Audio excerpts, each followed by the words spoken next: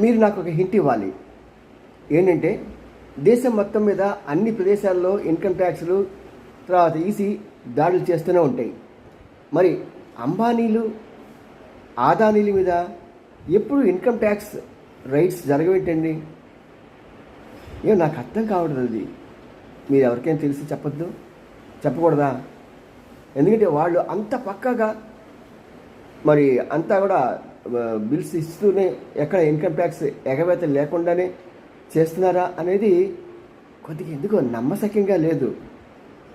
మీరు ఎవరికైనా తెలిసి చెప్పండి. ఎందుకు వాళ్ళ మీద అసలుకి ఏగా వాళ్ళని ఎవరు ఈ మోడీ గవర్నమెంట్, బీజేపీ గవర్నమెంటు తర్వాత ఇంకా ఎవరి మీద సరే ఇష్టం వచ్చినట్టు దాడి చేసి పీకి పీకి పీకి వాళ్ళు తిరిగి వాళ్ళ పార్టీలో చేరే వరకు వాళ్ళు హింసిస్తూనే ఉండి తిరిగి వాషింగ్ మిషన్లో వేసి నాలాగా ఈ షర్ట్ వైట్ షర్ట్ లాగా వైట్ చేస్తూ ఉంటారు, నిర్మాలాగా. ఇది చెప్పండి సార్ ఒకసారి.